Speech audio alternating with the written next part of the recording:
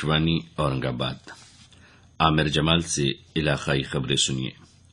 نکوبار جزائر اور جنوبی انڈومان کے سمندری علاقے میں مانسون پہنچ گیا ہے۔ محکمہ موسمیات نے کل یہ اطلاع دی ہے۔ ہر سال 17 مئی کو مانسون جزائر انڈومان نکوبار پہنچتا ہے، تاہم اس سال وہاں معمول سے 3 دن قبل ہی موسمی بارش شروع ہو چکی ہے۔ محکمہ موسمیات کے ڈائریکٹر جنرل کے جی رمیش نے کہا کہ ابھی یہ کہنا قبل از وقت ہوگا کہ آیا مانسون کیرالہ میں بھی قبل از وقت پہنچے گا یا حسب معمول۔ عام طور سے کیرالہ میں بارش کی شروعات 1 جون سے ہوتی ہے۔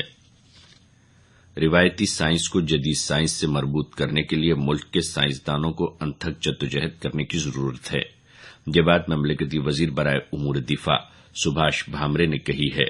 وہ کل پونا میں ریاستی حکومت، وگیان بھارتی اور دکن ایجوکیشن سوسائٹی کی جانب سے پونا میں منعقدہ 5ویں قومی سائنس کانفرنس کے اختتامی اجلاس سے مخاطب تھے۔ وزیر اعلیٰ دیویندر فڈنویس بھی اس موقع پر موجود تھے۔ وزیر اعلیٰ نے اپنی مخاطبت میں کہا کہ ہندوستانی محققین نے مستقل سائنسی ترقی کی بنیادیں فراہم کی ہے۔ ان بنیادوں پر اگر ہم آگے بڑھیں تو ملک میں جدید سائنسی ترقی کا نیا سویرا ہونا عین ممکن ہے۔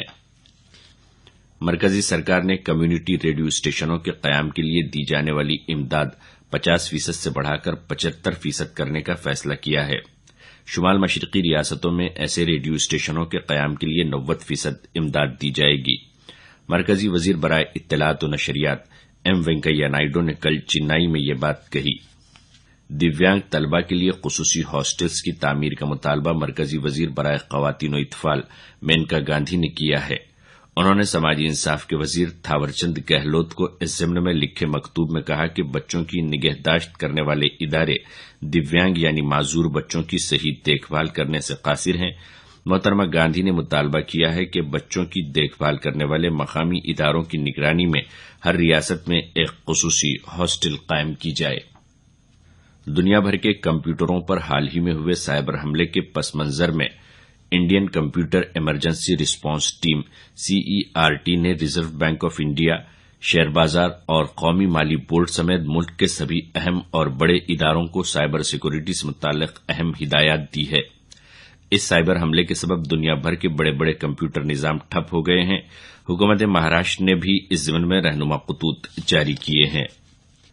ملک میں ماؤواد سے متاثرہ علاقوں میں مرکزی حکومت 11,000 کروڑ روپیوں کے اخراجات سے نئی سڑکیں تعمیر کرے گی۔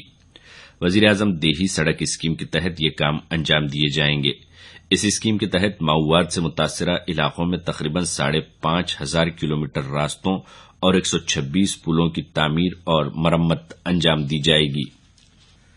مہاراشٹر وارکری ساہتیہ پریشد کی جانب سے 6 کل ہند مراٹھی سنت ساہتیہ سمیلن لاتور میں منعقد کی جائے گی۔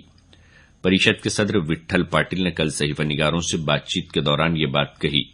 انہوں نے کہا کہ 29 تا 31 مئی کے درمیان لاتور میں یہ سمیلن منعقد کی جائے گی، جس کی صدارت گہینی ناتھ مہاراج اوسیکر کریں گے۔